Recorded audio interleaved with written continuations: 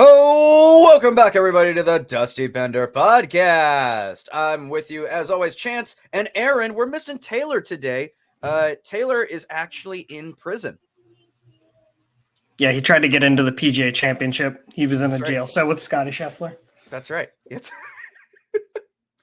Tayler was naked at the time of his arrest. Obviously. I guess I didn't even need to say that, really. What are you gonna do? Put him in jail, and at the moment, I did send him some money for his commissary, and he's doing quite well. He actually did request to try to record from his cell, but unfortunately, they did not allow that. So, No. but understandable. Like that mic could be used for numerous different other activities that we won't go into depth here on this show. We don't like to beat around the bush on the show, but we'll leave the details of that one kind of up to the viewer and listener's imagination. Yeah, exactly. That's right. So yes, we are coming to you today, episode 148, recording on May 19th on a Sunday morning. Having a little coffee, having a little hockey puck talk. Real quick before we get into it, though, we got to obviously pay some bills. Shout out to the Hub Tavern out in Spokane, Washington. Dave and Mona, just excellent people on the Anchor Alliance, which means they are officially affiliated with the Seattle Kraken. Go on in there in Spokane and have a beer, watch some hockey. Some of the best place to watch hockey. Cash bar. So don't forget to go into cash. And if you do forget, there is an ATM. So go on in there and enjoy all the other hockey fans and watch some playoff hockey. Also, right down the road, hop, skip, and a jump from the Hub is Monterey Cafe. The team with Jeff and everybody else over there, they're just absolute beauties. Go on in there, have a slice of pizza, and sing your little heart out. Have some great fun with karaoke and enjoy yourself, because we all love to scream, especially when you've had a couple drinks. Also got to shout out John Miller, Fire Chief John Miller, longtime listener, longtime supporter of the show. Absolute beauty of a guy. He actually just contributed to the show a little bit more recently. So got to love the guy. Shout out to him. Sorry about his Preds, but hey, they were just happy to be there, right? Yeah, I think that's fair to say. I think I've finally forgiven John for beating me in the playoffs. So I think we can finally move on, and we can finally bury the hatchet. That's good. Well, because he lost 2 in the final. I had a shout out to our league Victor, Brian Semino. Just shot him his coin yesterday. I hope he trips in the street and drops it all over the place or something. Like exactly. He has like a big thing of coins. Like I imagine him walking away from the bank with like a big thing, and like he trips and he falls, and it just goes everywhere. They spread out like it's Sonic, and you get hit, and the rings just shatter. Yes, they start bouncing all over the place. Yeah, exactly. That is what I hope for him.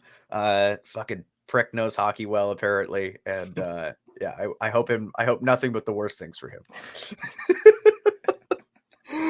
Anyways, so sorry, I got my coffee in. So we're talking hockey today, Aaron, and there's been a lot going on. It's been a busy week. Yeah, sure. I gotta say, before we even just like start getting into the series, because that's what we'll get into each series in the second round here, and then kind of get into all the off ice stuff. I think for the first round being kind of so boring, like it wasn't bad. It wasn't the bad first round, but it wasn't like my favorite. I guess like nothing really stood out. There were no like upsets or anything like that. It was kind of like as scripted. Whereas the second round, I don't know, man, it's been really exciting, and there's been a lot of fun shit going on. It seemed like it was kind of shaping up to be some duds, and then some teams kind of rallied, and then in aggregate, it kind of ended up where you wanted it to be. But it's been a lot more interesting than it was, like, certainly through the first couple of games when teams are down like 3-0. You're like, oh, I guess these series are just going to be over quick, and then teams had some fight. It's been entertaining. I've enjoyed it. Gambling odds, like we'll get into the Carolina series, but like they were the gambling favorites to win the series when it first started. So they're not. I don't think they were. They didn't have home ice advantage, did they? No. The Rangers won the President's Trophy. That's right. So like in terms of standings, they weren't, but I think gambling odds had Carolina up on top in that series. So that's from a gambling perspective, that's an upset. we can go from there. Anyway, yeah, there's been a lot of like, and especially I want to give a shout out to the TNT. Like TNT is absolutely killing it with their coverage on all these games. Like I look forward to watching a game more when it's on TNT than I do on ESPN. And the ESPN coverage has not been bad. Like I think like Malcolm Subban missed his calling. He is great. PK? PK is great. Like I think he's awesome in the studio. Him and like they try a little too hard to be Biz and everybody like that, but it's still fun. And Mark Messier is great. Gotta love the guy. What do you think? How's the coverage been so far? What do you think? I agree with you that I prefer the TNT coverage. Yeah, but my thing with the ESPN coverage is like Mark Messier and PK Subban have no chemistry. Like it is just, and Steve Levy is like, God bless him, he's trying his best, but like PK is so like energetic and over the top, and Mark Messier is the most like pucks in deep guy on the planet, and those two it's just oil and water with those two. Like they just don't mix, and jokes fall flat. Yeah, exactly. Whereas like on TNT, like you have Biz and Anson Carter, and like Liam McHugh is so good at guiding that chaos, and they all have so much chemistry that it just works so much better than on ESPN. And part of that is maybe ESPN, like they're trying to be a little bit more corporate, maybe, I don't know, but like something they just haven't figured out that mix in between periods, and it can be a tough watch sometimes. Right. Well, and then that's, even with, not to use sports as an analogy for it, but you got to play to the strengths of the cast that you have.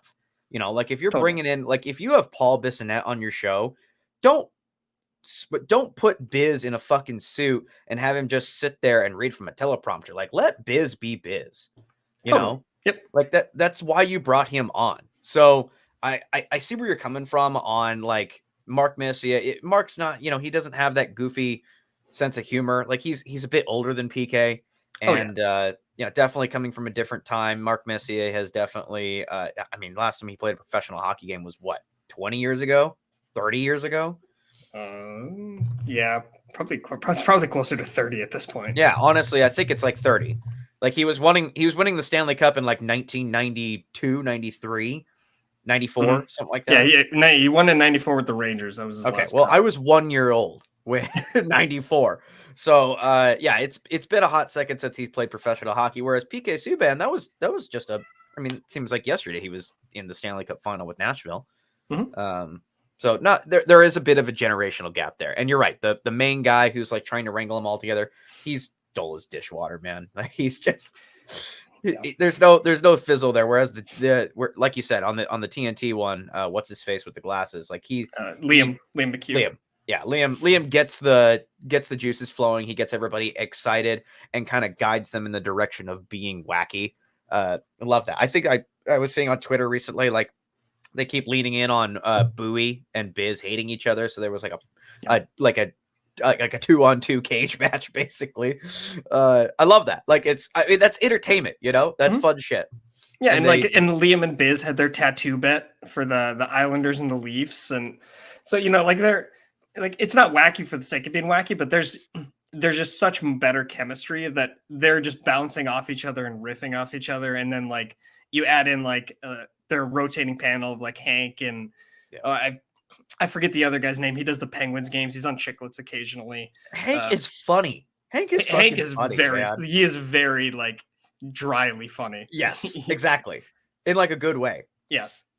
I love that.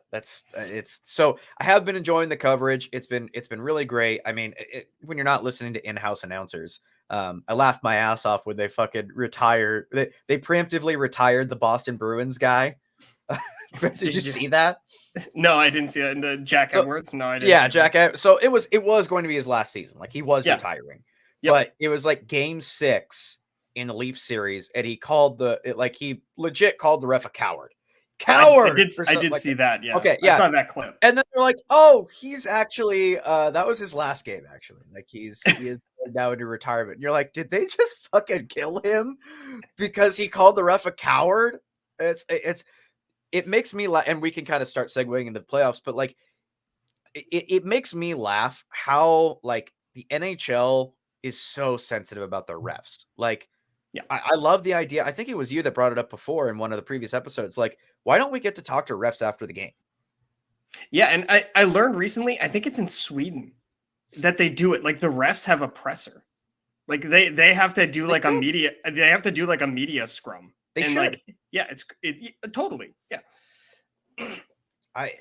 It's especially with some of the, and we'll get back into it because apparently we can't figure out what goalie interference is. Like, it's just when we think that we've got it, like just when we think that we're like, okay, contact in the crease, got it. That's it. Then we got to bring up more shit. So, because there's always the idea, because we had a couple very recently where players were shoved into goalies. So I watched the double overtime Dallas game, the clincher right there.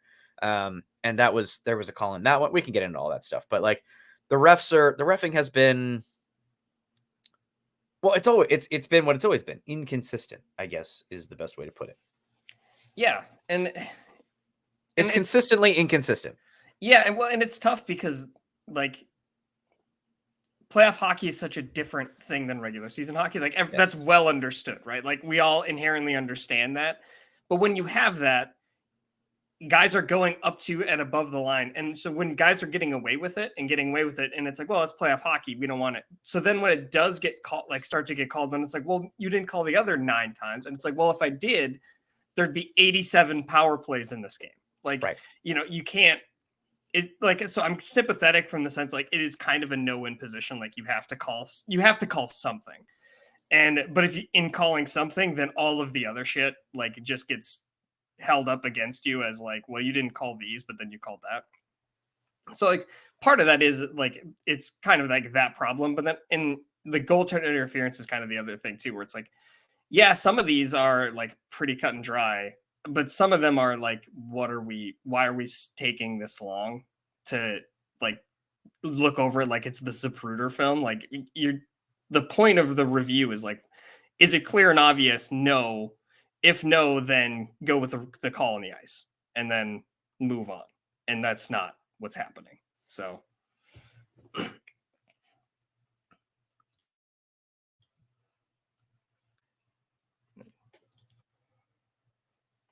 And I think we lost Chance. So it's the officiating has been whatever, but it's not the end of the world.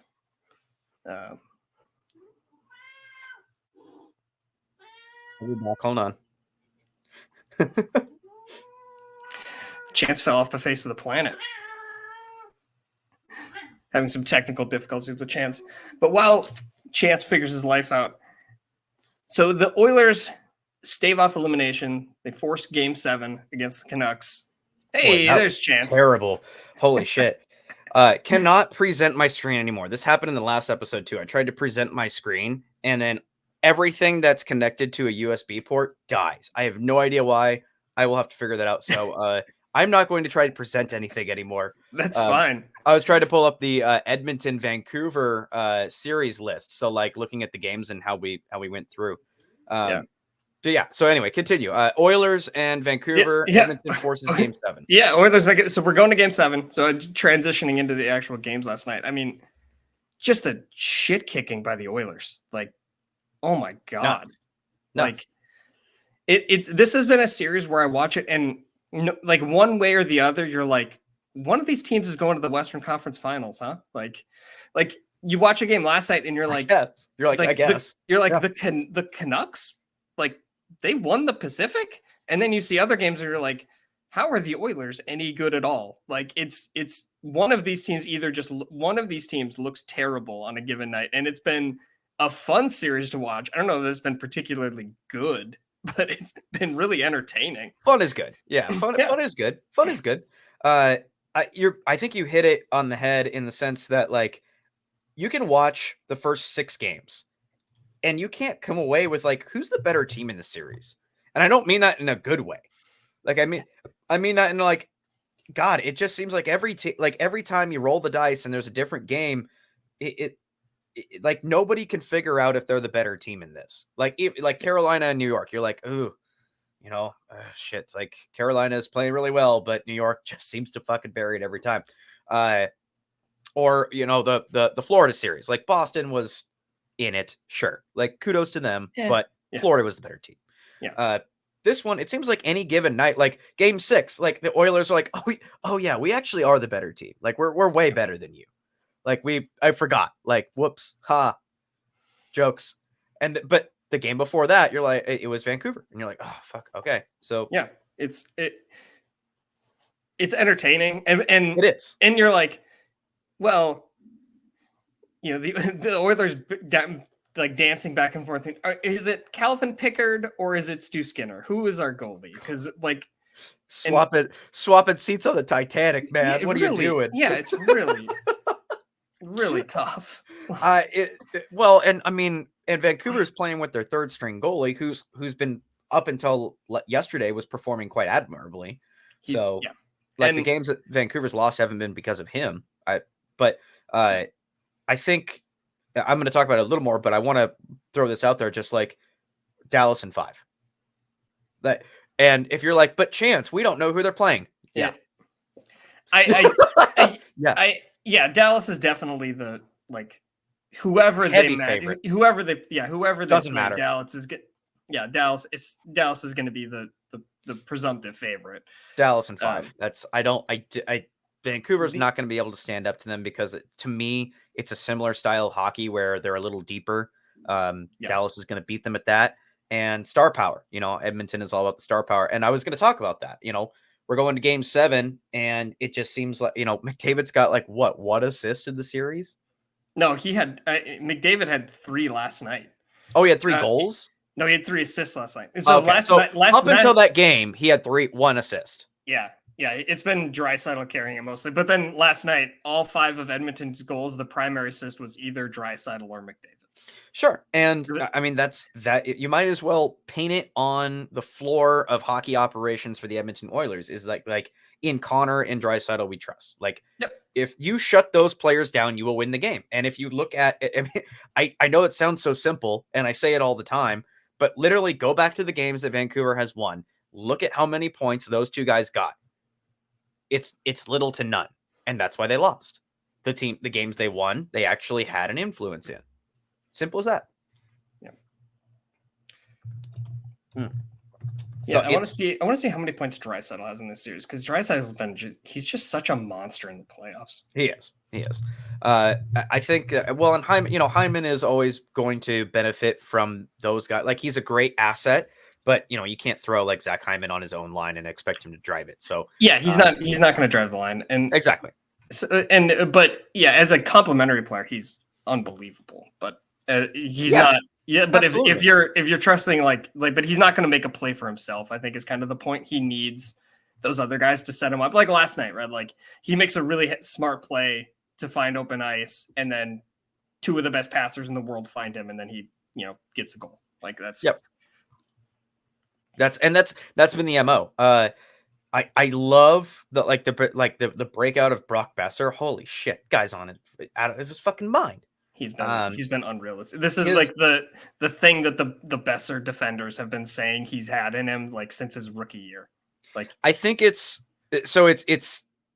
okay. And let me think through this thought here, because I'm not necessarily loving it myself, but it's kind of, I'm trying to draw a comparison of the Mitch Marner lovers. I've always been it's there. He's there. He's just got to break out. And he's always been in the shadow of Austin Matthews.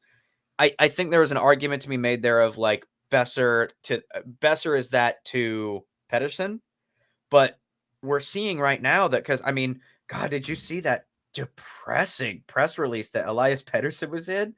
Dude, my God, he was in a presser and they're asking him questions and he looks sad. Something is going on with that dude.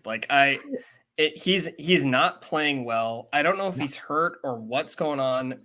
And I see people bring up his line mates and am I crazy that if you make $11.5 million at a certain point, it kind of shouldn't matter who you shouldn't be dependent on your wingers, right? Agreed. I get that it's Ilya Mikheyev and Niels Höglander. I get that he's not working with the best players in the world. But at a certain point, if you're going to get paid that much money, you got to drive that line to something. Agreed. You would think, right? You would think. At least make one of them a Zach Hyman kind of thing. Or just get some production out of those guys. Like but I get, that is like, pretty brutal. Is that really his first line? Jesus. Those are his line. That's pretty.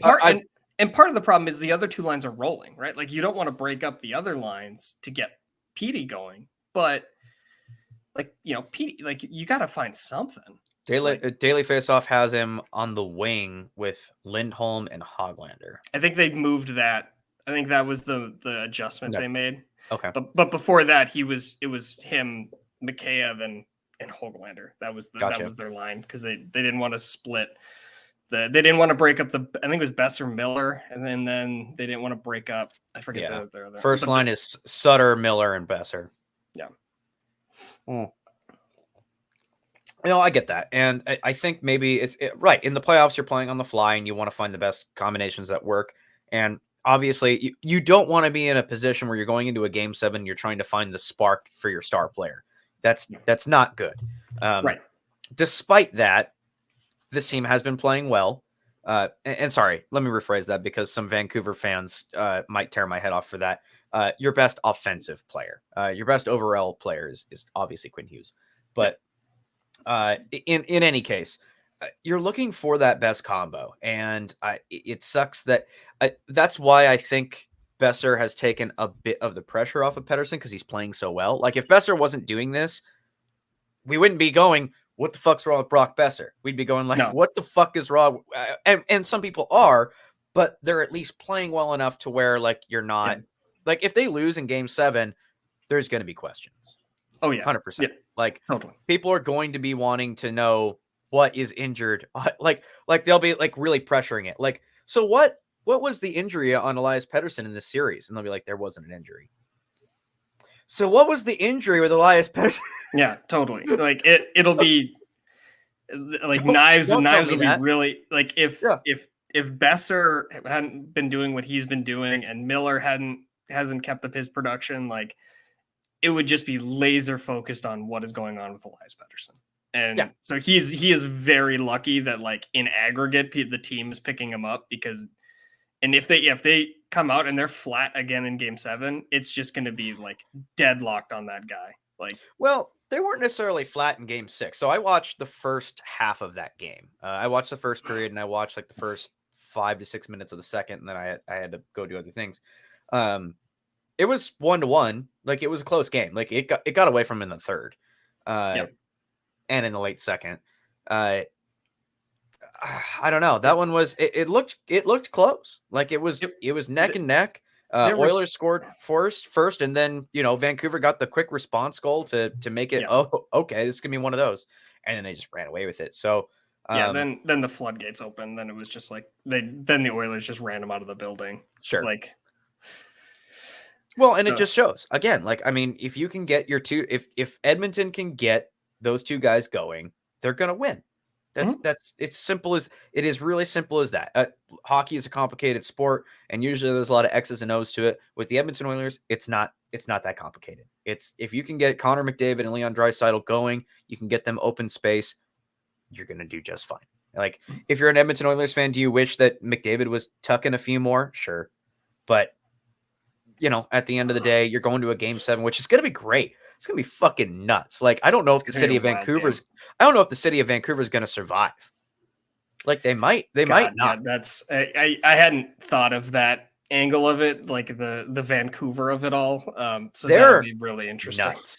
They're nuts. Like Vancouver fans, I don't know whether to be like disgusted or like proud. Like you guys are. If you're listening to this and you're a Vancouver fan, like hats off to you because you guys are fucking insane for your team to a fanatical degree. Like the number of like songs that have come out. I saw like a country cover song. Somebody going like, McDavid sucks. Draisaitl sucks. Like it's just, who doesn't suck? The Canucks don't suck. It was very catchy. Very good. Yeah. Who doesn't suck? Tyler Myers. That's right. God damn it. I can't believe he's still fucking playing hockey. It blows me away. Like 5 years ago, I'm like, Tyler Myers is washed up. Like he's done. Yep. Like I can't. Why are we doing this anymore? It doesn't make any sense. But here we are. I'm not. I don't know who you got for game 7. I kind of like Vancouver in Vancouver. Yeah, I think I'm gonna. I picked the Oilers to win the series. I think I'm still gonna pick. I'm gonna stick with the Oilers. I think, and part of it is part of it is like they just won, so you have like recency bias of like watching the Oilers play well, sure. But like and if I have to pick one game, like I'm gonna go with the team that has two of the four best players in the world. Like, yep. That seems like a reasonable choice. Solid start. Yeah.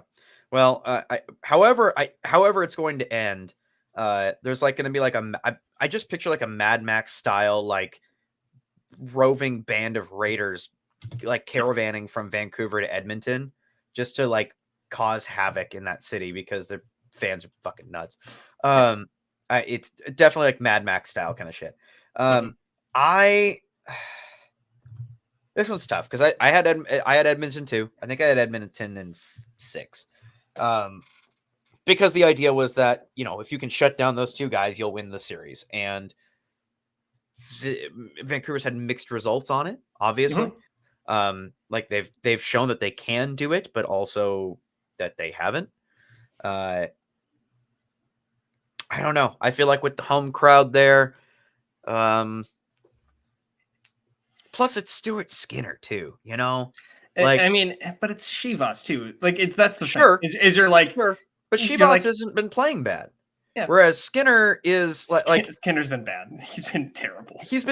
He had one like he did that call out thing where he's like, they got to put me in. I'm rested and ready to go. Blah, blah, blah, blah, blah. And that's great. But at the end of the day, you get like what it was like with Pickard. Like they brought Pickard in. That was a gutsy move. And I'm like, they're going to win this game with Pickard because that's how hockey works. He's going to come in. He's going to play the greatest game of his life. And then game 2, they'll put Pickard in and he'll remember that he's Calvin Pickard. It's like, oh yeah. Like the adrenaline wears off and be like, oh yeah, I'm actually Calvin Pickard. And I've been a career backup third string my entire life.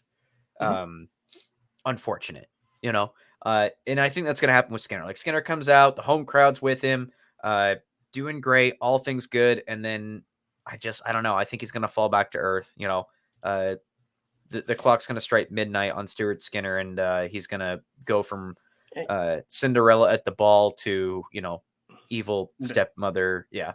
Yeah. Either one of these goalies totally imploding is entirely plausible to me. Which Silvio, it's not Silvio's. How do you say it? It's Steva? Because it doesn't read how it doesn't. It's not pronounced how it reads. Yeah. Whatever. Yeah. Like it's not Silvos, but whatever. Yeah. Anyway, he's been playing fine, like B plus level goaltending, which is mostly what you need. Last night was not good, but what can you do? And who's your bat? Like who's sitting on the bench behind him? And well, Tockett's already said that, like, they're staying with him. Like Demko, there is no talk of like someone asked him about Demko, and he was like, no, he's not going. We're staying with him. So right. You can't risk that at this point. Yeah. So and yeah, I'm not saying that's like a bad decision. Maybe next series, maybe like if you get through this game 7, you put in Demko and see how he's feeling. That would be. I think that's the hope is if you get through this, he has a little bit more time to rest and recover. I know he's been practicing, so maybe he's ready to go, or at least. DeSmith must be like really, really hurt. I mean. And also, he's Casey DeSmith at the end of the day, that's fair. Right? Like that's fair. And we're like mulling through bad options here. Like well, a healthy Thatcher Demko is a very solid option. Yes, exactly. But with that off the table, now it's like any one of these goalies you could be like, yeah, and especially against these offenses, it's like, yeah, any one of these goalies could just get lit up, and like that's that. Like awful. Mm-hmm. All right. Anything else on this series? I think we've sufficiently beat it to death. I think we've said enough about these ones. Perfect. Yeah. It's heated series. I know it's like the talk of Canada. BC versus Alberta. I love the storylines. Like it's great entertainment. As far as it's it's the most entertaining of a series where neither team is going to win the Stanley Cup. So, but it's exciting nonetheless. It's the playoffs and we're getting entertainment value out of it. And so that's probably the best part of it. Okay, moving on. Let's talk about let's give the post-mortem on the Avs. Stars knock out the Avs in 6 in a double overtime after basically scoring 2 overtime goals, in my opinion. Yeah. Aaron put in some great stats here. Dallas outscored Colorado 22-15 in the series. Aaron, what are your thoughts on this? Just general thoughts on the series. It was a good series. I mean, all the games were most of the games were tightly played. There were a couple 5-1 kind of blowouts in there, but it was a good series. I thought Dallas, when Dallas is rolling, they just look unbeatable. There are times where they're just attacking in waves, and it was Colorado just couldn't catch their breath. They're so deep, just rolling those lines, and then it's oh yeah, here's third line, Jamie Benn, Wyatt Johnston, and you're just what the hell, dude? And then and I saw here's the tweet that is the stat that Dmitry Filipovich pulled. This is Chris Tanev's stats in the first 2 rounds. Mm-hmm. So first round against Vegas against Eichel, he was against Eichel for 46 minutes and 34 seconds at 5-on-5. Dallas outscored Vegas 3-0 in those minutes. Round 2 against McKinnon, he was against McKinnon for 68 minutes and 43 seconds at 5-on-5 in round 2. Dallas outscored Colorado 3-1. That's nuts. You have that dude who's able to just you were talking about with the Oilers, right? Just negating their best player, and just McKinnon just couldn't get anything going at 5-on-5 for a good chunk of the series. I know he and McCarr had the one game in Game 5, where they both kind of popped off, but Dallas at 5-on-5 is just so good. And adding a guy like Tanev at the deadline, he frees up Heiskanen. Heiskanen looks like a monster. Mm-hmm.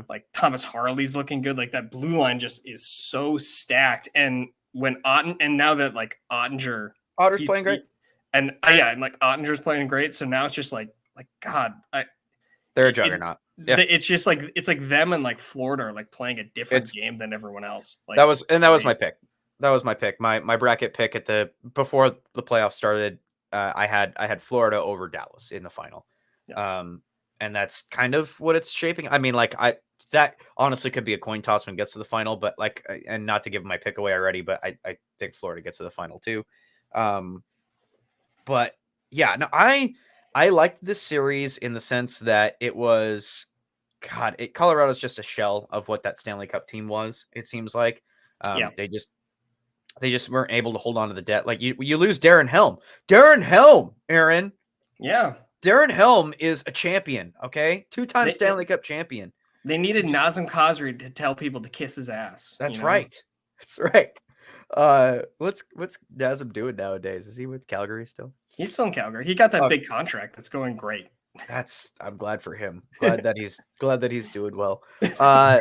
Yeah. I really liked this series, but as you said, at the end of the day, you watch those games back, Dallas is the better team.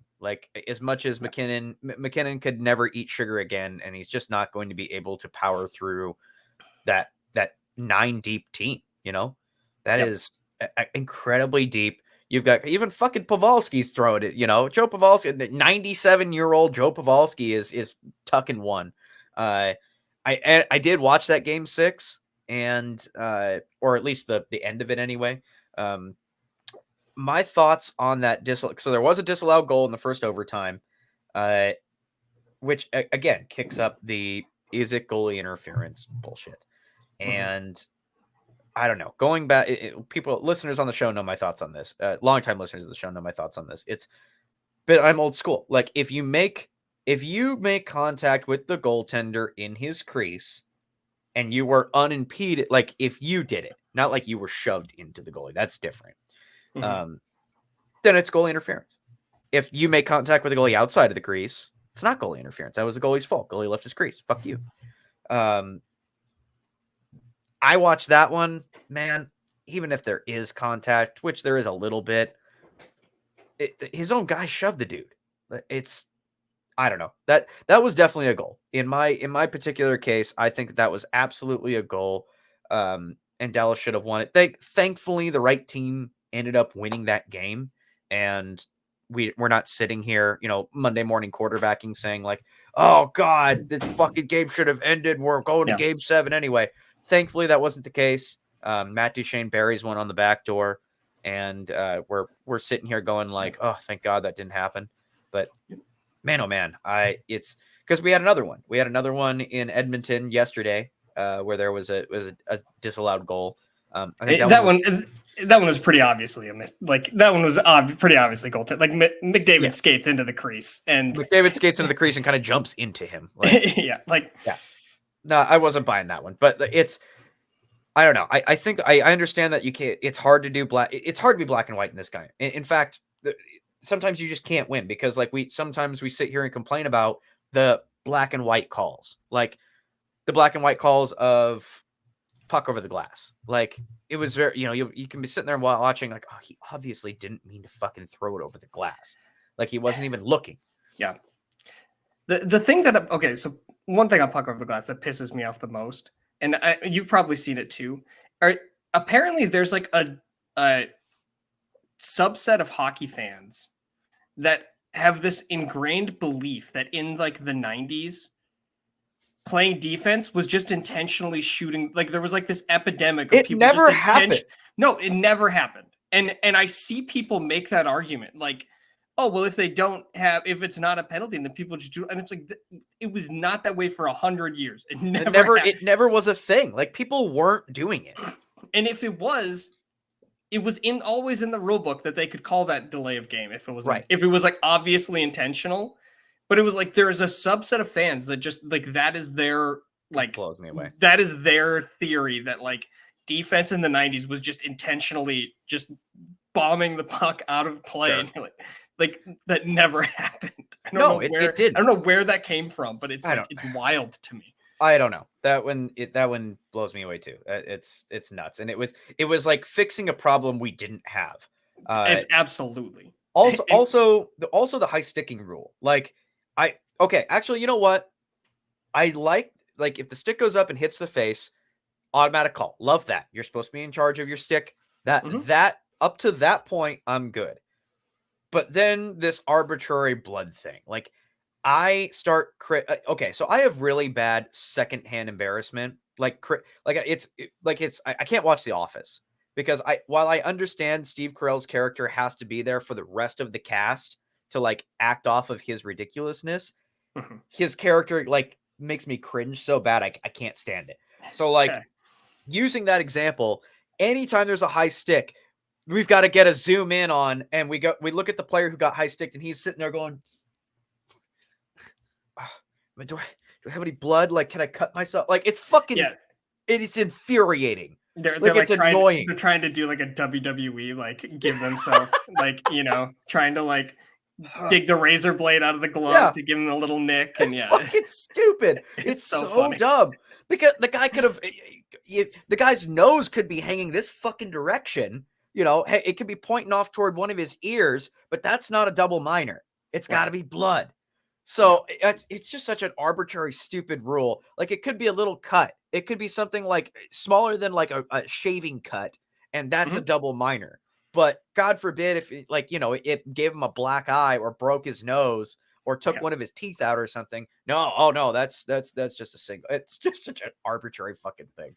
Yeah, like the one on Hyman last night, and he's like going through his mouth, like like he's like got a problem with some, and he's like trying to just like, and I think they even made the joke of like trying to give himself some color, like just to try and get the extra 2 minutes on the power play.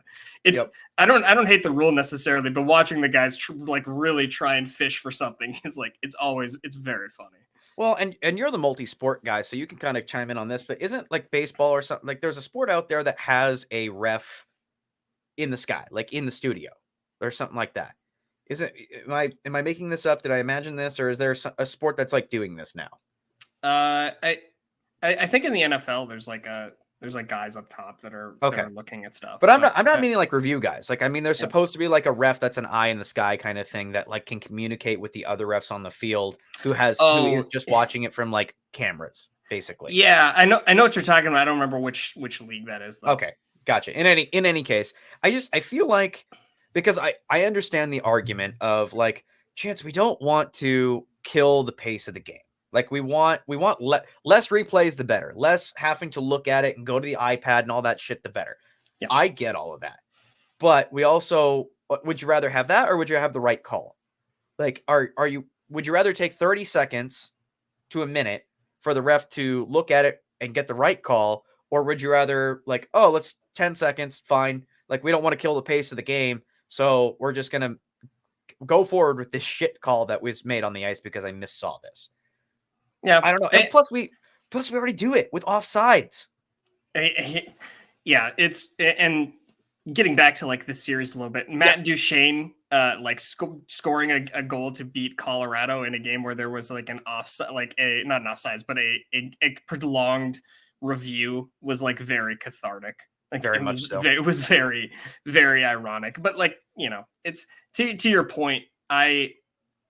My issue with the replay review, and I think there's too much of it. It's that we don't spend 30 seconds to like get a call right. It's like we have to, then the review becomes like 5 minutes, and then it's like we have to, like, you know, like you said, offsides is the great example. Like, number one, why do we, if we know we have these reviews and we know they're as like precise or supposed to be as precise, where we're like magnifying a shot, like why does it have to be from the other side of the rink? If we know that this is a thing, why is there not like cameras installed like down the line? Right. Like, why can we not have better angles of these? Like the angles we have are so bad. Because the answer is that they on some calls they want black and white.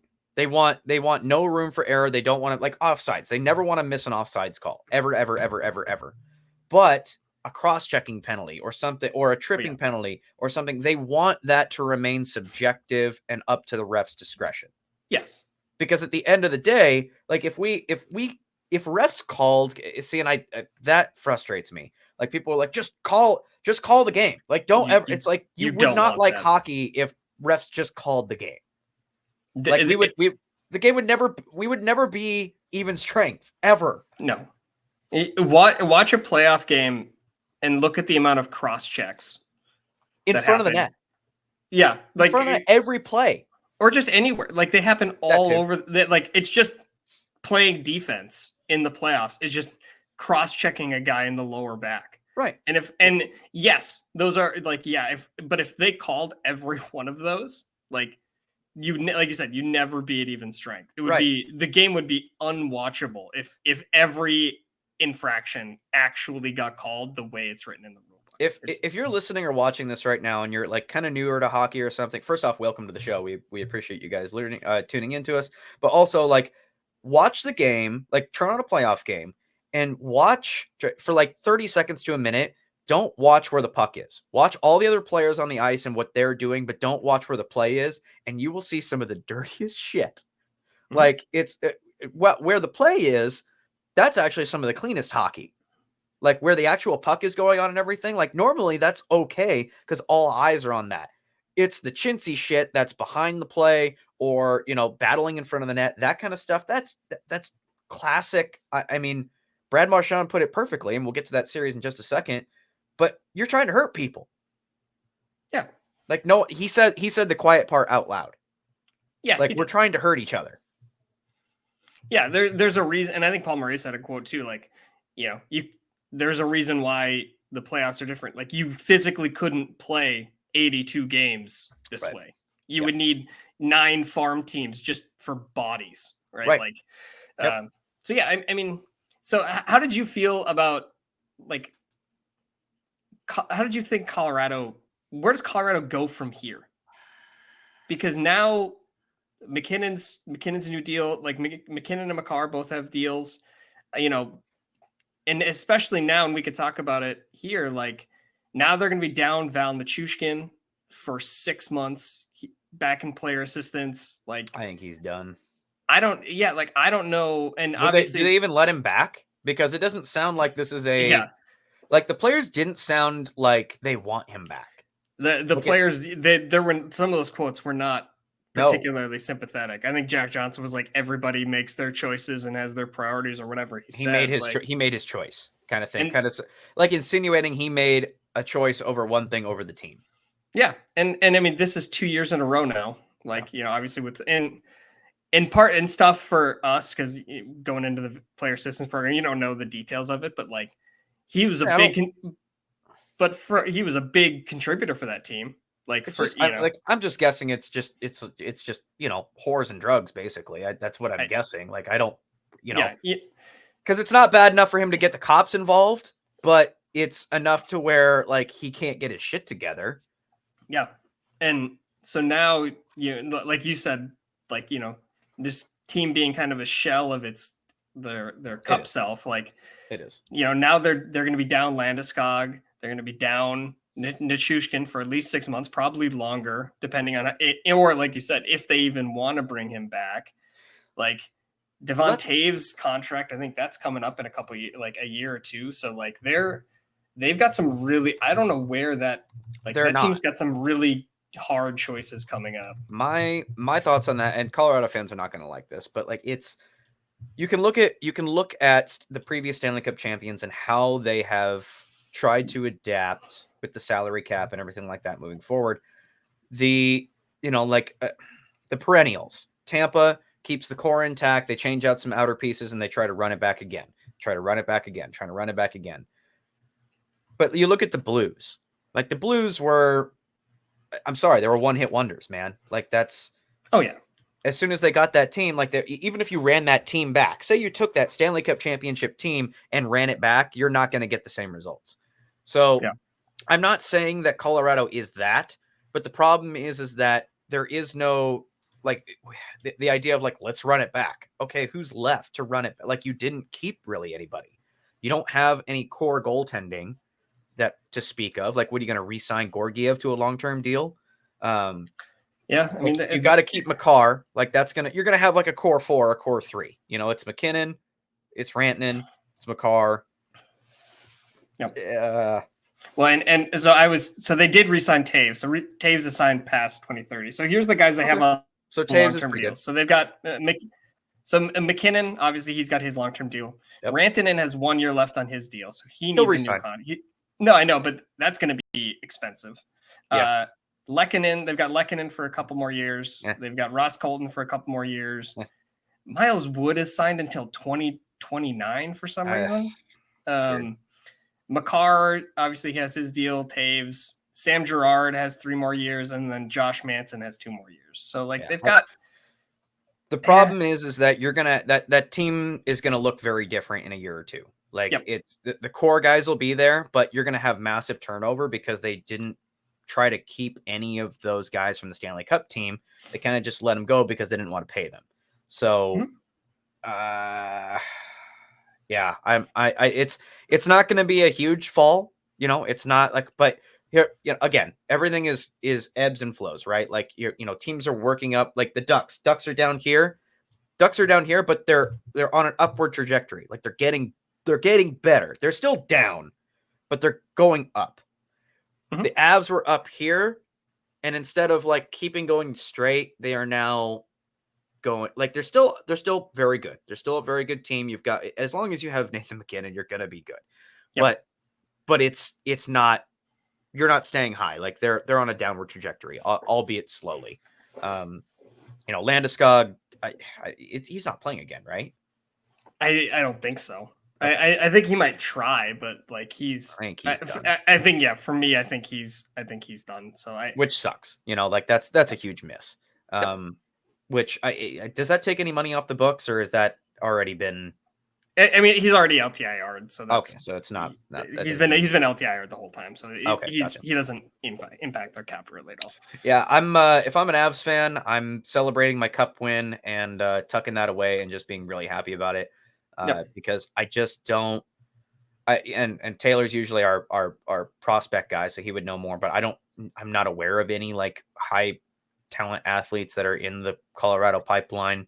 I mean, every team has guys, right? But like, sure, of course, but the Avs, the Avs have been too good to have super high draft picks, and they've still traded a lot of first round picks and stuff. So like, that's fine. But to me, the Avs kind of seem like a team that they're probably going to plateau, and that like they're going to make the playoffs, probably win a round, maybe 2 if they get hot, and then they'll just keep taking kicks at the can. But I don't know that they're certainly not in the way you thought of the Avalanche a couple of years ago. Sure. Like that. Well, and it goes back into Sakic's belief that like Sakic is so he won't say it out loud, but Sakic just does not believe in putting major money into a goaltender. He thinks that if he can build a good team outward from the like outside of the goal, he can get away with average goaltending. And to his credit, he did. He did once. He got his cup. Like there's not, at the end of the day, he got the cup. So like we're sitting here, Monday morning quarterbacking on a guy that has been there and done that. But how you win multiple championships is if you had solid goaltending, and that's like Gorgiev's just not going to do it. So yeah, but I think like to defend this, like his thought process a little bit is like obviously they won that cup with Philip Grubauer. And we all know how Philip Grubauer has done since that. So if had the Avalanche given him that contract, he would have really torpedoed their. Was it Grubauer? I thought it was Kemper. Or no, it was Kemper. Grubauer he was a Vezina finalist. Right. That's what it was. Yeah, you're right. Yeah. You're right. It was Kemper that won the cup. You're right. Yeah. But either way, like, just taking kicks at the can with those guys, and it's like, yeah, do I really want to lock in Darcy Kemper for a long term? Like, no. Like, so if you're gonna run with these like, middling goalies, you might as well just like they're pretty interchangeable. You're not going to get markedly. So I don't hate the process if you don't have like a true number one, but yeah, maybe you're also with what he has. Yeah, but then you're also putting yourself in a position where like, yeah, I'm going to need Alexander Georgiev to like steal a game for us, and that's a tall task for Alexander Georgiev. So. Yep. No, I get that. And that's fine. I guess this is to put the bow on the postmortem of the Colorado Avalanche. Like it's not going to be a drastic decline. Like they're going to be competitive next year. They're going to make the playoffs next year, most likely. If way too early of a take, but I just don't, they're not elite. They're good, but they're not elite. And that's going to be a problem. Like Dallas is, I don't know their cap situation. I don't know like the status of everybody, but fuck, man, some of Dallas's best players are young guys, like that team is set to be good for another like 3 to 5 years. And like a lot of those guys, like later first round picks, right? Mm-hmm. Like I think Heiskanen, I think is a top 5 pick, but all the other guys like are like late first round pick. Like it's crazy how well they've drafted. It's crazy. Yeah, and they're like Dallas is set up so well. It's kind of disgusting. Sure. Well, and you've got, and again, like it's like look at it. Arguably let's look at the last 4 teams, and so I don't love Edmonton and Vancouver are outliers. Like it's like Vancouver played Nashville, who was just lucky to be there. Edmonton beat up on LA, who arguably shouldn't have been there, in my personal opinion. I think they were frauds. So those two don't count. But Dallas, solid goaltending. Florida, solid goaltending. New York, solid goaltending. Like the teams that have the best and credit to Boston, Jeremy Swayman, solid goaltending. Like the guys that at the end of the day can have guys that will bail your team out. That's what it is. That's why Carolina lost. Carolina got, I mean, I don't want to say out goalied because there was a lot more other factors to that series, and we can jump into that. There were a lot more other factors to the New York Carolina series, but at the end of the day, it was kind of a goaltending duel, and you can't have Freddie Anderson just did not rise to the occasion. Sorry, he didn't. He didn't. He was Freddie Anderson, right? Like he made some good saves, and then he had a couple just like the one goal on the post where he's caught in between trying to cover it and just holding his post, and he does neither, and then it goes, like it gets like banged in. Yep. Like he has 1 or 2 of those at crucial moments, and that's just kind of been the story of his career. And Carolina, like, you blow a 3-1, you're up 3-1 in. Momentum is all on your side. Everybody's feeling good. We're gonna go back. We're gonna go to Game 7. Like, we're clawing back, and then you just let in 4 fucking goals. You're at home, and the building's rocking, and then you just let Chris Kreider like suck the wind out of every like. And credit to Chris Kreider, he's really fucking good. Like, Chris Kreider, great, like great player, had an unbelievable game, like put the team on his back. But like, if you're Carolina, you've got to shut it. Like, I mean, you can't give that up. No. And that's, I think that's what it is. Like, Freddie, and that's what, hasn't that always been, again, kind of using Colorado as an example here. Like, Carolina has never really tried to put massive effort into having a starting goalie since. I think they have like PTSD from the Cam Ward days, where like it was ride or die Cam Ward for like, it felt like 15 years. It wasn't that, but well, maybe it was. I'm not sure. Cam Ward was their goalie for a very long time, and it was like ride or die Cam Ward. So I think maybe they got away from that idea of like, okay, we're not going to like be locked into a goalie forever and ever and ever and ever and ever like we did when we were just absolute dog shit. Mm-hmm. Is I right on that? Did you look up Cam Ward? You were not that far. He was he was the goalie there he was in Carolina for 13 years. God damn. Okay. All right. So I was not far off. It was was not that far off. No. So, but, and hey, Cam Ward had some great years for sure. And there was dog shit teams in front of him. Now it's kind of the exact opposite, where I think we talked about it before. The only like weakness of that Carolina team, because it was deep, it was good. Like, they lacked true star scoring power. Mm-hmm. Like, there is no elite scoring on that team. There's good score. Like, I mean, like, Gensel is amazing. Like, it was a solid hockey team from front to back, very deep, but there's no elite goal scoring, and the goaltending is suspect. And that's kind of been the MO of the Carolina Hurricanes for a few years now. I don't know what you do. Maybe you trade away some of that defensive depth or offensive depth to get a fucking goaltender. I don't know. But that's the problem though, right? Like, I can't remember who was talking about it recently, but like, the time to trade for a goaltender might have been in the deadline, because going into the offseason now, I mean, I can name 10 teams just right now off the top of my head that are looking for a goaltender this offseason. Yep. Toronto needs a goaltender. Like, and they're going to throw big money at him. Like, I wouldn't be surprised if, and we can even talk, Craig Berube going in for Toronto. I like that move, but we'll talk about it in a second. A lot of teams going for goaltenders, and I don't necessarily know if, I don't know. I get the feeling that Carolina is just going to try to run it back again. I mean, the issue with Carolina, and I'm looking at their cap friendly right now, and they have so many guys that they need to re-sign. Like, it's kind of crazy. Like, their like whole team is on some form of.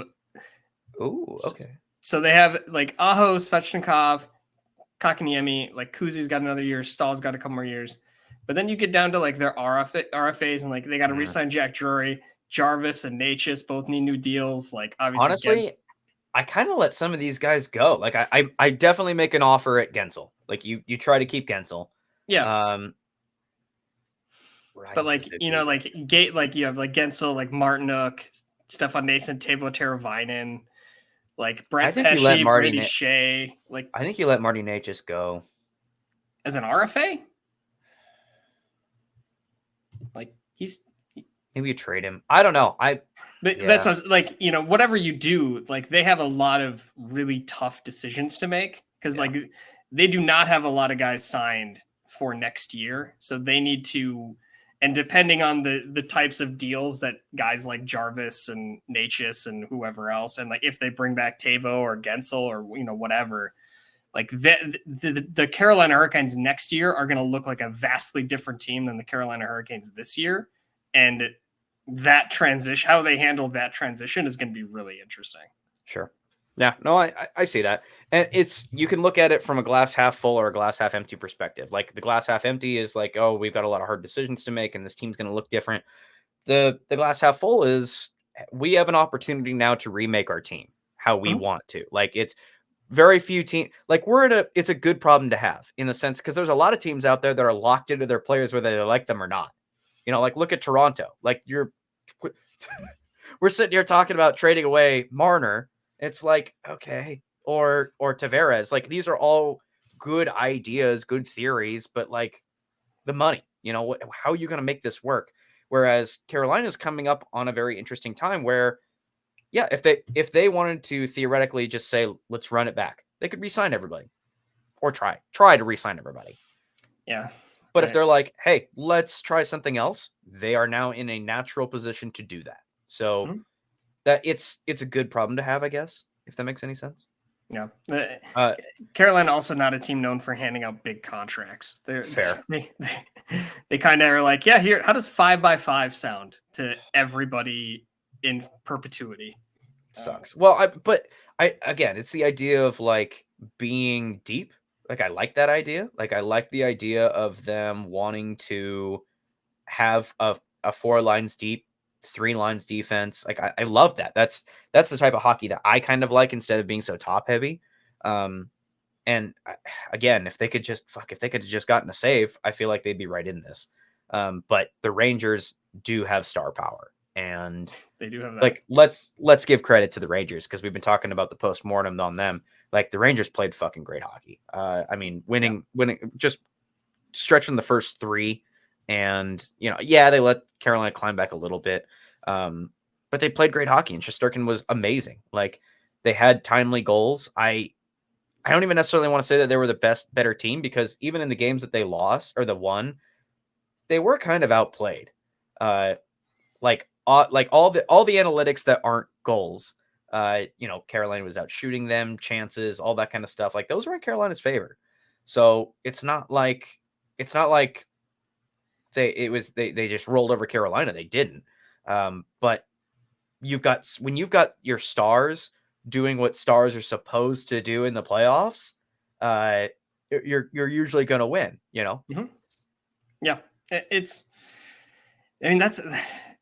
kind of the Carolina thing, right? There's a lot of expected goals and really struggled to turn expected goals into real life goals. That's kind of been their MO. But I mean, the Rangers, like, to the Rangers' credit, I'll say it, like they were a much better team, looked like a much better team than I'd given them credit for. I'd kind of in my head, I kind of had them as like kind of power play merchants, and their power play is still unbelievable, nasty. But they were, they played a lot better at 5-on-5 than I'd given them credit for. And Igor he's like 923 in the postseason. So like if you're gonna get 920 plus goaltending, and your team has that many like high end weapons that are scoring and can score, like you're gonna be a tough team to beat. Like it's gonna be interesting. And Matt Rempe gets 8 minutes, but they're always eventful. So he just plots himself in front of the net and punches somebody in the head. And he's not a liability, though. That's the thing. Like you can't have Ryan Reeves just to go out there and take somebody's head off, get you a penalty, and you get scored on. Like they've got to be at least semi-solid. And Rempe does his job while also being a shit disturber. Nothing wrong with that. Yeah. And fortunately, Jacob Trouba didn't connect with Marty Necas's head. He tried to kill someone. He tried to kill a couple of people. Yeah, he tried to kill a couple of people. Yeah. Luckily for the Rangers, he was unsuccessful, so he continues to get to play hockey. So like that's nice. Not in jail for fucking manslaughter. What? Jumping ahead just a little bit. The Jacob Trouba Sam Bennett face off. That's like watching those guys try to like subtly kill everyone else is going to be very, very fun. So longtime listeners of the show know that I'm a big Sam Bennett fan. I love his fucking game. I always thought he was underutilized in Calgary, and I feel like it's proved my point that he's found a home in Florida and has just thrived there since. He's a huge instrumental, like he's a very vital part of that team. And I mean, I'm not even taking away so let's go into that Florida series. It always felt like to me watching it that Florida was the better team. Boston was always a step behind. They made a tremendous effort a lot of the time. Like credit to Boston and their resilience, for sure. But it felt like they were always like, it's not like, oh, this is a back and forth game. It's like how are the Bruins going to stop Florida?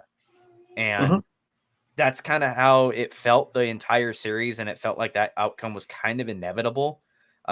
Jeremy Swayman is a fucking beast, dude. Like Jeremy, he tried so hard to put that team on his back. Beast. Absolute beast. Like if they went the distance, Swayman's getting MVP for sure. Like that guy, in my opinion, has had the best. He's been the best goaltender in the playoffs. The guy's been lights out, unreal. Like if I'm Boston, I'm moving Ullmark to, as much as I love having a 1A, 1B, I'm moving Ullmark to fix my center depth and maybe add something on the defense to fill some holes. Because at the end of the day, Marchand's getting a little older. What did you think about the Bennett hit on Marchand? So the hit, or rather punch. Yeah, so I think to me, Punchgate. It kind of read as like he sees it's coming. He sees Marchand coming, and you don't have that much time to process. Like he's coming, I'm going to like jab him in the head. Like to me, it just looks like he's like getting his arms up. Yep. Because like Brad Marchand doesn't exactly have the best reputation. So like Brad Marchand is probably going to try and he's probably coming to try to do something dirty. So he gets his hands up to like defend himself and like, catches him in the head. Like, so to me, it was like, I didn't think it was like, I don't give Bennett and that much credit that he can process that he's coming. And then also figure out how to do the most subtle jab to like catch him in the head. Like it's fucking jaw rocks. Yeah. Yeah. Could you look up their height difference? Could you look that up real quick? Yeah. So because I got the same read as you. Like when we first got that initial view, like from Sam Bennett's side, it's like Marchand is going for the hit, and this is a reverse hit. And how it looked to me was on a reverse hit, like you're going to throw your body in, and also like, because Sam Bennett's, both his arms come out, it looks like it's not just like he catches him side and then punches him. Like both arms go out, and it just seems like one arm gets the body and the other arm misses the body, and it looks like a punch because he's trying to push, but goes up and just perfectly it does look like a punch. So like from the opposite angle where we get to see that side of Bennett, it definitely looks like a punch. I just don't think it was like meant to be. And I think even and at the end of the Sam Bennett is 4 inches taller than Brian Marchand. So and I think that probably plays a little bit of a factor as well. He's going in for a body push, and when you miss completely, it's going to look like a punch. And it caught him right in the face. Couldn't have happened to a nicer guy, I think that's what it was, though. I think Boston fans were kind of pissy about it, but at the end of the day, everybody's like, this happened to Brad Marchand. Brad Marchand was the person who this happened to. Like, that's it. The weirdest thing, like more than the hit, because the hit is whatever, and if you're a Boston fan and you slow it down and you see, and it's like, well, okay, you don't want to do that for other calls, but because it happened to your captain, fine. But like the weirdest thing is the second angle where you actually can see the punch. That didn't come out until like after player safety has made their ruling. Like we went like a full day of like just the back hit where you don't see the punch, and then it's like, oh, we found this other angle, and it's like, that's so weird. What do you mean you found it? Like it looks like it's one of the broadcast cameras. Like what do you mean? It's because of the NHL, and they were trying to decide whether or not they're going to suspend him or not. Because at the end of the day, this is a weird league where in terms of like a call, like, and going into the situation room, the first rule is, how do we not make our guys on the ice look bad? Yes. Like how do we make the refs on the ice? Because that's what it is. And I think that might be the most, going back to like our reffing discussion, I think that might be the most infuriating thing for hockey fans. Is like it's not always about getting the right call. It's about keeping the integrity, the illusion that the refs are all knowing and all powerful and are always right. We have to keep that illusion alive. And that infuriates me all the time, because we do it constantly. Like how many times how many offside review challenges? Like nowadays, every team has a video department. They know if it's offside. Mm-hmm. And we see it quite frequently. Like I was probably like during the season, one a week, there's a goal called back because of an offside. So that might be a bit of an embellishment, but you understand what I'm saying. Like we see it all the time where the refs are wrong. They miss shit. They're humans. We understand that. But this idea of like, so I think what happened is that view like very much determined that like he punched him in the face, whether he meant to or not, because I don't think he meant to. He did punch him in the face. He did not mean to, and it wasn't meant as a punch. They're sitting here going like, ooh, should the refs have done something about that? Like, and if we give him like supplemental discipline afterward, it'll make the refs look bad and it'll like contradict that they missed something. Yeah. And I don't blame them for like, I don't think he should have gotten supplemental discipline, but I'm saying like, if you're it was the Department of Player Safety saying we didn't see that angle. Like, yes. Like, don't how do you say not? that.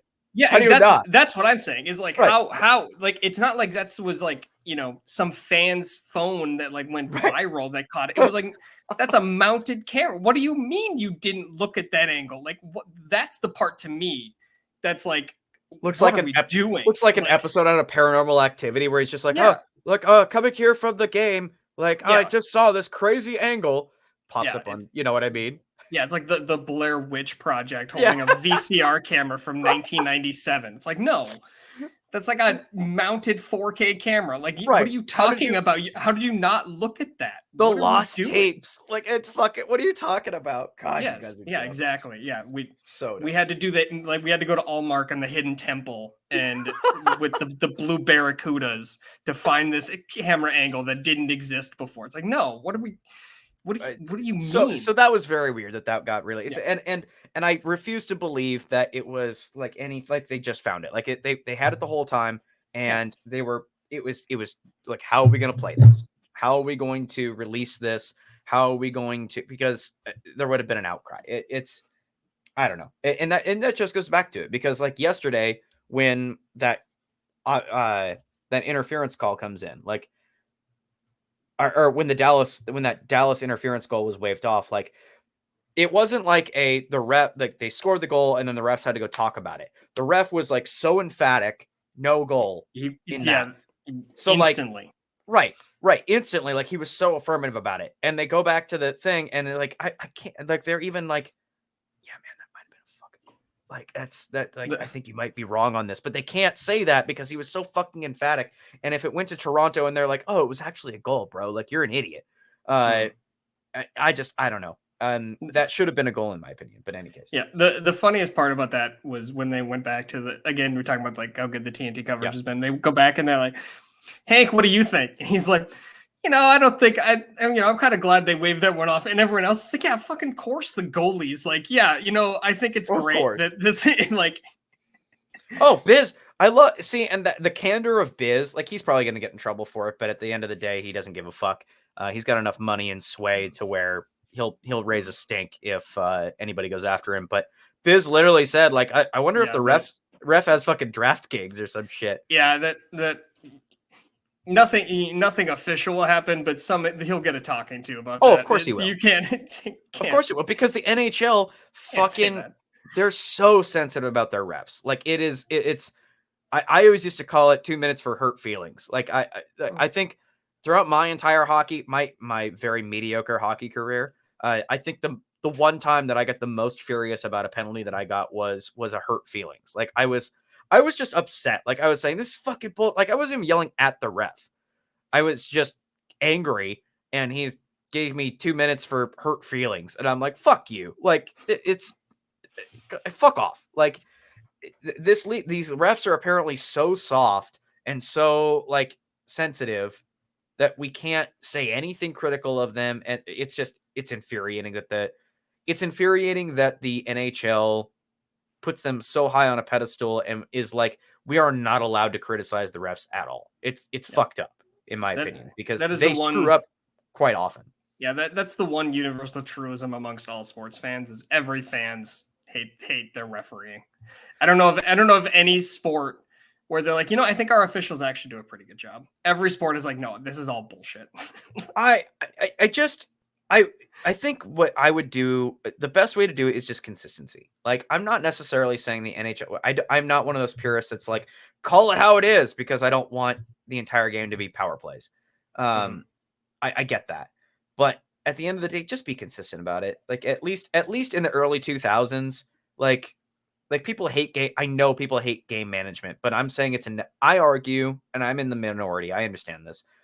I think game management's a necessary evil. I'm sorry. Like, it sucks, but if you make sure that each team gets a power play every period or something, and I know that's a boring way of putting it, but you know what I mean? Like, it's going to safeguard the ref from taking shit, because he's damned if he does and damned if he doesn't. So I'm not saying it's perfect, but it's fair. At least it's fair. And kind of an expectation among hockey fans in a weird way. Like, if you, like, we hear all the time, and I see, like, beat reporters tweeting on, the Florida Panthers have had twice as many power plays as the Boston Bruins. Look, isn't this so poorly officiated? And it's like, well, which one of the times where the Boston Bruins couldn't execute a line change and got caught with too many men would you like to be taken away? Like, that's a record.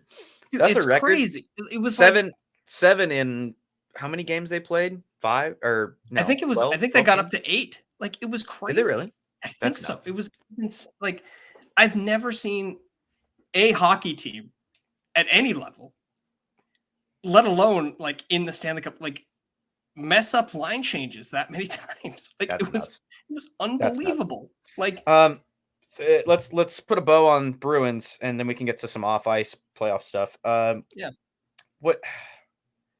What do you do if you're the Bruins? Like I kind of alluded to, you can get a nice little piece for Linus Ullmark. Yeah, and they're going to need to free up that cap space, because Jeremy Swayman, he's going to need a new contract. Yep. And you got to keep. Oh yeah, you got to keep it. No disservice to Ullmark. He's played well, but no. I think now is the time. Like, you keep the younger kid. Yeah. I mean, so Swayman's going to get a deal, and really for them, it all comes off of, everything kind of flows from, what does that Swayman deal look like? I feel like, because if he comes in at like a Bobrovsky number, if he's like, hey, I want 9 or 10 mil, look what I just did in the playoffs for you. Like, I don't know how the Bruins can reasonably argue, but then you kind of have to work back from that for all the other stuff you got to do. Right. Like, this forward group needs some help. Like, Pasta is Pasta, like you said. Like, Marchand's 36. Like, and then you're getting into, like, can you run back Pavel Zacha, Morgan Geekie, number 1, number 2 centers? You know what I mean? Like, they got to find some more help up front. They seem to be okay. Like, it wasn't great, but I'm not sitting here saying that they lost the Florida series because of Pavel Zacha. No, but if you're trying to, but you want elite talent, yes. If you're looking to like make improvements, like, this forward group outside of Pasta, and some of the guys are okay, but they probably need some help up front. Their blue line's going to be pretty good for a while with McAvoy and Lindholm, and so I wouldn't worry too much about the blue line. But you re-sign Swayman, you get some more help up front, and you're going to be right back. You run it back, basically. Yeah, you're right back here next year in probably about the same position. You take the money and assets you'll get for Ullmark, you give it to Swayman and upgrade the center, and you run it back and you try it again. Yep. But you can only do that for another 2 to 3 years. Marchand's got maybe 2 more years left in him, 3. Yeah, he's got 1 year left on his deal, and then he'll need a new contract. So yeah, but he's old too. Yeah, he's 36. Yeah, he's coming up on 40. Like, yeah, he's got maybe 2 or 3 years left in the league. Yep. 3 or 4 max. Like, so that your window is closing if you're Boston. So you just got to adapt on the fly, because you don't start the rebuild now. Like, no, you've still got pieces that are okay.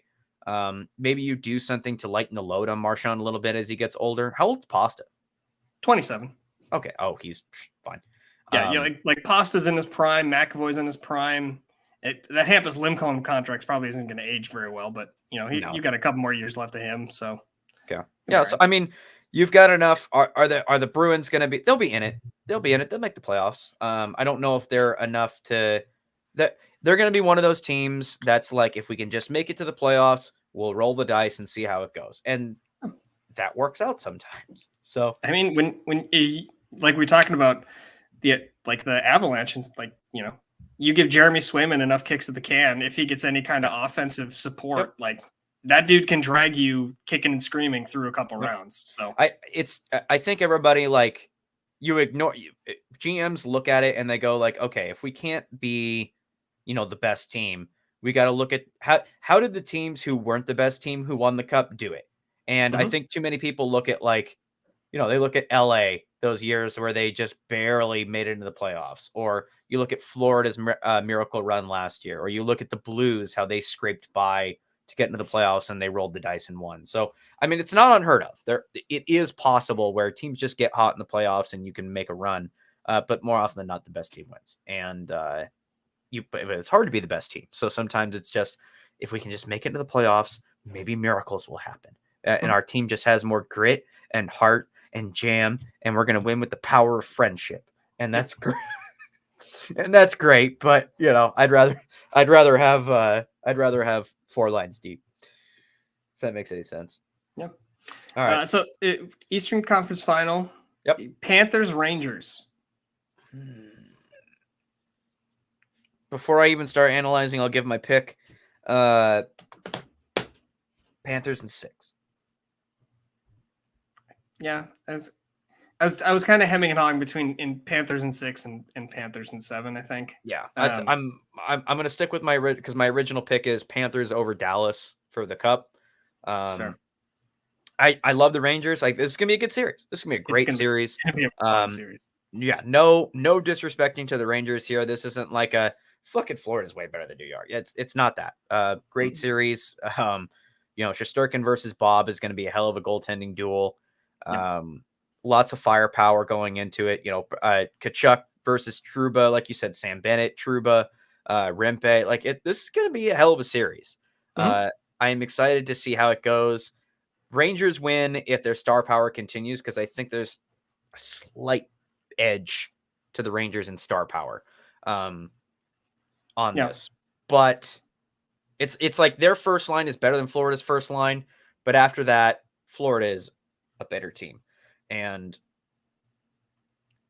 I think that's enough for Florida. Florida is more structurally sound, and they can, this is a bit of a cliche, but whatever game you want to play, Florida can play.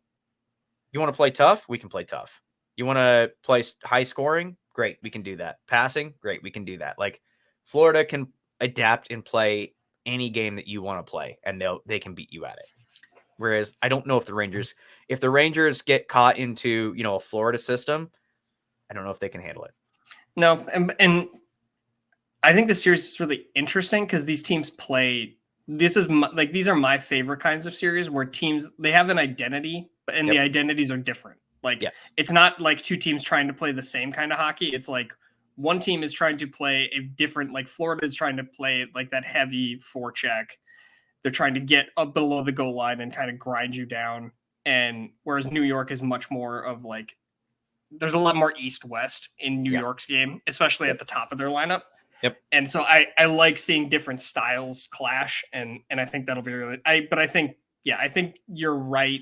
I would agree that the Rangers have more high-end talent, especially in their first two lines. That first line's better. That first line's better. I would even give an edge to their power play. That being, but everything else. And I think for the Rangers, and it's been said for a number of years now, but they've been getting production out of Alexis Lafreniere. They need that to continue if they're going to have a chance in this series. And that's a lot. And he's been very up and down. But if they need depth scoring, especially if they need their power play to continue to be effective. If that power play starts clicking at 30% or whatever, sub 50, they could be in trouble. But if they're and if somebody is criticizing the pick on this, I know we're both going with Florida here. But I mean, if you're a Rangers fan listening to this, I understand you're probably beating your chest right now, going like, dude, they've lost like 2 games in the playoffs. Like they're fucking a juggernaut. You're not wrong. Like they have played well. I mean, granted, rolling over the Capitals, whatever. But yeah, I mean, they almost swept the fucking Carolina Hurricanes. Totally. Yep.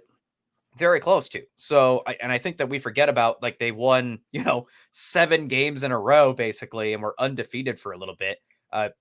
Absolutely incredible. They were, we can go back to the Rangers Carolina series where, like I said, there were a couple of those games where, man, Carolina was right there. They were outplaying them and they just got goalied, or not goalied, but Freddie laid an egg.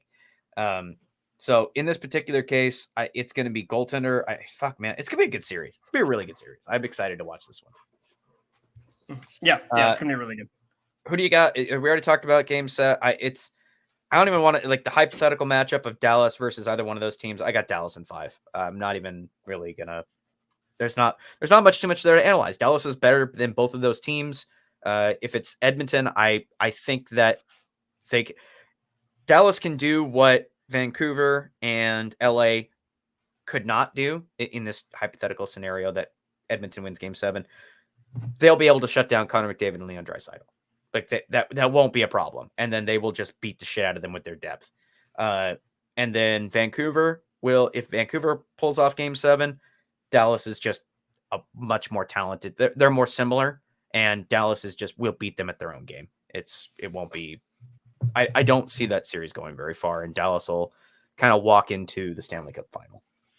Yeah, I've got Dallas winning. If it's Edmonton, I think Dallas wins in 6. If it's Vancouver, I think Dallas wins in 5. Okay. I'm going to say 5 for both, because it's while they're 2 different beasts, Vancouver and Edmonton. Dallas is better than both. Like that's just how I see it. Each Vancouver will get a game. McDavid and Draisaitl will break out to steal them a game, but Dallas is just better. Yeah, that's kind of where I'm at, and I'm kind of predicating that on, like, no matter who they play, they're going to have such a big goaltending edge with Ottinger over who, and defensive edge too. Yeah, I mean, and an edge in forward depth. Like they kind of have in all phases of the game. They're kind of a little bit better, almost everything. With the exception of power play.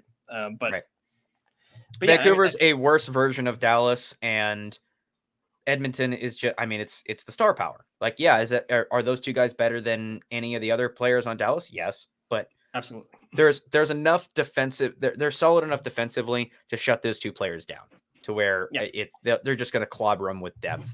That the third line, the Wyatt Johnson third line, is going to make fucking mincemeat of the Edmonton third line. Like, it's not even going to be when they're going against Warren Fogle and Eric. Yeah, they're going to fucking chew them up and spit them out. Like, it's not going to be and Cody Ceci on the back end. Like, it's going to be rough. That's unreal. All right. Real quick, rapid fire some stuff here. Off the ice stuff. The Leafs hired Craig Berube, 281, 190, and 72 career record in the regular season, 27 and 31 career postseason record. I hate giving credit to the Leafs here, but this is a solid signing for the Leafs. Yeah. He was the best. He's the best available coach. Yeah. And certainly for what they're looking for, right? Like, you had the players coach. Now you got to bring in the hard ass. Like, that's kind of the pendulum that we go through on with decisions like this. I have seen, and it's very funny, but I have seen like some Leaf fans already trying to talk themselves into, like, now that they have Berube, run it back. Maybe if you gave Berube this team, maybe, and it's like, no, like, you stay the course. That's step 1. That's the easy part. Yep. Now you got to make the hard part, and so I'm starting to get concerned that, like, now that they have the coach that they wanted and they can't get upset about that, then now they're trying to, now they may talk hockey themselves fans, into, like, running. Maybe hockey fans and management, we grossly overestimate. As somebody who was a coach, like, I've done it multiple times of many different age groups and levels. people grossly overestimate how useful a coach is. Like, yeah, they can guide and they put up systems. And yes, like, are they the ones that ultimately set up like what your system is going to be and what your team identity is? Yes. But as like at the end of the day, it's the players. And you can send out as many, like, you can fucking put you can put in God, who's that coach that won the Red Wings all those cups? Fucking Scotty Bowman. Bowman, yeah. Like, you could put Scotty Bowman behind that bench, and it's not, like, it's the players have to be good, and the chemistry that they have right now, it doesn't matter what system you put them in, it's just not going to work right now. You've got to change the dynamic DNA of that team. And yes, Craig Brubre a great step? Yes, but I'm not going to sit here and say that they lost all those series because of Sheldon Keefe. I'm sorry, they didn't. Sheldon Keefe can't score goals in the fucking playoffs. Mitch Marner can. Can he? I don't know. Well, I think has the physical ability to. In theory, Mitch Marner can score in the playoffs. Yeah, yes. In theory, yeah. Sheldon Keefe cannot. So, and he can't make Mitch Marner do it either. So, at the end of the day, that's what it comes down to. I just don't. I think it's a great hire. I think it's a good step in the right direction. A new voice in the locker room. That's, as you just said, the easy part's over. Now is the time to start tweaking. Yep. Now you got to show. Now Brad Treliving has to like show that he's got the stones to like make the hard decisions, and seeing what they do with guys like Marner and Tavares and like that. Now the actual work starts. And Bobby talked about it in the last episode a little bit. Like, Bobby wants to nuke that team. Like, he wants to throw a bomb into it. I'm more surgical about it, but like, to me, it's pretty simple. You trade Mitch Marner and you get yourself a goalie. Yeah. Like, to me, that's a very simple, like, but this wouldn't work, but the idea is solid here. This wouldn't work, but the idea is solid. Like, if the Boston Bruins are knocking, they're like, hey, this Linus Ullmark guy, we actually can't keep him. Like, what a coincidence. We're trying to get rid of a Mitch Marner type player. Match made in heaven kind of thing. Could you imagine if they traded like the? No, that won't happen. But I know, like, Twitter would melt. Absolutely. Yeah. Toronto Twitter would just have a fucking uproar. So would Boston Twitter. Like, can you imagine Boston true. Twitter acquiring Mitch Marner? Oh God, they would be so angry. But like, even like if I'm Nashville, if I have to get rid of UC Saros, if I have to, like, I mean, preferably I'm trying to keep UC Saros, but if I can't afford him, or whatever the case may be, Mitch Marner, hello, you. I hope you like country music, because that's going to be that. If I'm Brad Treliving and I'm trying to get the best value out of Mitch Marner, I'm looking for a goalie, because I need a goalie. Yep. I need a goalie. And it's going to be, it'll be really interesting, because obviously Marner's got a full no move. So, like, he does have some say in where he goes. So that makes it interesting and more complicated. But also, like, if you're Marner, like, you can't, hey, go to the Leafs and be like, all right, here's my deal. I'm not waiving my no move under any circumstances, and I want 8 by 13. Then none of this works. Yeah, but Mitch isn't. But see, that's where it is, though, because Mitch is not getting paid again. Like, there's no way. Like, if Mitch comes up, say he was like trying to be like détente about it, like, he's like, all right, I want to re-sign here. Just keep me at my current deal, because he's only got like 1 year left. Yeah, he's got 1 year left at just like under 11. Yeah, he's like, yeah, just re-sign me for the same amount. I don't want any more money. Toronto's gonna be like, no, like, no, actually, no, we're not gonna give you that. We're gonna offer you less. We're gonna offer you probably 8 or 9, and Mitch's dad will, at that point, his head, he'll bounce off the fucking table and he'll climb over it and attack Brad Treliving, because apparently Mitch's agent is his dad. It sure sounds like it, dude. It really does. Really does. But I mean, better example, and if, Tayler should be on the show for this one, but like, Mitch, if he took the trade, hey, how do you like Sandy Beaches in Anaheim? Have you heard of this goalie, John Gibson? He's been wasted as a human being for the last what seems like 100 years in Anaheim wasting away. I'm sure he would like to play for a team that is, reasonably competitive. Everything else in hockey is how does this affect the Leafs? This podcast is how does everything affect John Gibson? That's right. That's right. John Gibson is the Toronto Maple Leafs of the Dusty Benders. How can we get John Gibson out of Anaheim? How can we bring everything? How does Sasha Barkov winning a Selke affect John Gibson? Let's get into it. Like it's really remarkable. But no, you're right. Like it'll be interesting to see how they handle it. But remembering how that negotiation went last time, because I remember when they were like, it got leaked that the Leafs had offered him 8x10. Mm-hmm. And people were like in a panic, like, how the fuck can you give him 10 million? And then he signed for more than, and he was like, right. How do you?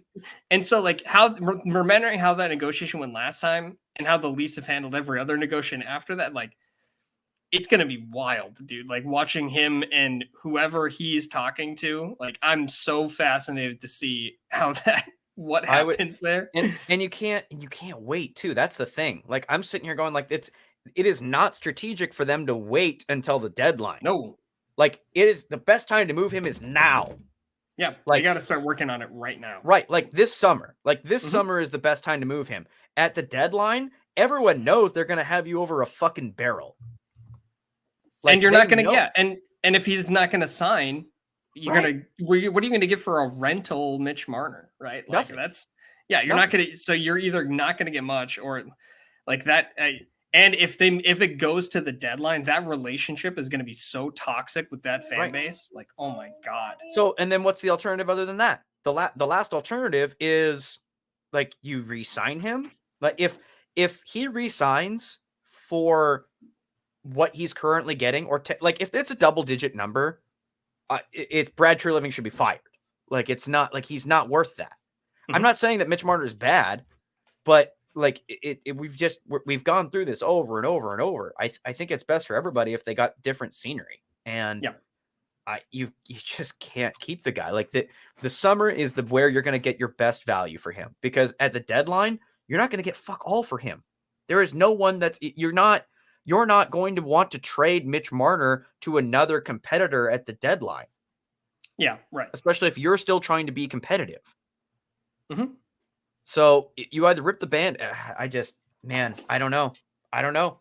I think probably, and I hate this because it's been thrown around already, but maybe you take advantage of a new owner in Utah and try to make something happen there, because that Utah manager, he seems like he's got fucking game. He's got jam and he wants to win right out of the bat and he's very excited. He might be maybe in the market to make a big move like that and like try to scare up some energy for his new team, I guess. If that makes any sense. Yeah. I mean, I think and there were certainly not a shortage of Mitch Marner to Utah trade proposals floating around the internet over the last like couple of weeks. So, yeah. Sure. It makes some sense. I don't like any of that. Like, I mean, Toronto fans are out of their minds if they think that Utah is going to send Keller there. Like, that's not fucking happening.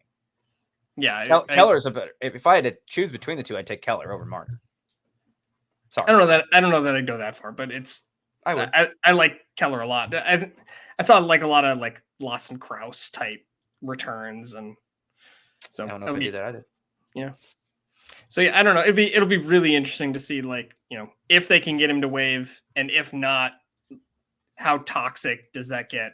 Because that Toronto media machine they'll have knives out really fast, very quickly. All right, I think that's about it. Oh yeah, Sasha Barkov wins. We'll talk awards when we have our awards episode. But Barkov wins Selke. Really no surprise here. No, it seemed to be the presumptive favorite, and based on the voting, kind of was a runaway. So I got no complaints with it. Nope, I don't either. Barkov is a very solid hockey player. I mean, there were I go back years when Florida was still aggressively mediocre. We were having the conversations of like, is Sasha Barkov the most underrated player in the league?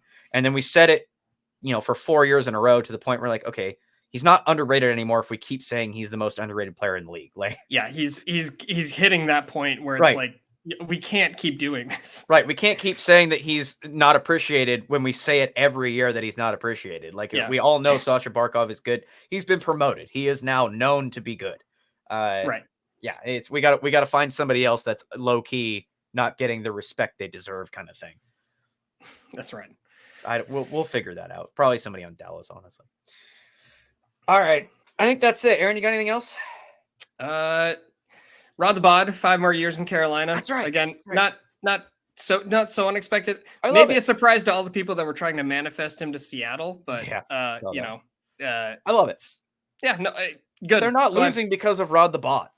Yeah, and I'm glad they didn't hash it out. I'm glad they didn't like play games with him. Like, give him his deal. They re-signed all the assistants too, so like that coaching staff's taken care of. Like, good. Love it. I'm glad. I'm glad I don't have to hear people try and manifest him to like all these other teams that he was never going to go to. We'll get into it for those who have joined our show because they like the Kraken talk. We'll get some here soon because we've got a coaching decision to make. Did we mention on the show that Hextall got fired? Yeah, I think that was I don't know if you guys did. I'm pretty sure we did. Okay. In any case, if not, they heard about it by now. So yeah, Hextall got fired. The Kraken are looking for a coach. The names that are floating out there are aggressively mediocre. I'm not even going to go into them right now because we'll find out eventually. But goddamn, man, if those are the names, it was bleak. It's not good. Like if those are the names, I know that the Kraken are not taking a run seriously because those names are just not moving the needle at all. No, it sucks. Like it's really not good. We can get to that when they actually make the call. And it sounds like they'll do it. I mean, they have to do it soon, like you need somebody that's going to be ready to put a plan together and be going into training camp. So I wouldn't be shocked, but also I think the conspiracy theory that actually probably is the truth is that they're just waiting for the Firebirds to wrap up their playoff run. Once Dan, is it Bill's? How do you say that? Bilsma? Yeah. He's probably it. He's probably going to get the job. They'll promote their AHL guy. He's had a lot of success with the Coachella Valley Firebirds. They went to the Calder Cup Championship last year. As far as I know, they're making a deep run now. I could probably look that up. The Firebird. Yeah, I know the Firebirds are still in it. God, have you ever looked at like a AHL playoff bracket? It's so fucking weird. It's so strange. All the California teams have their own play. It's strange, very strange.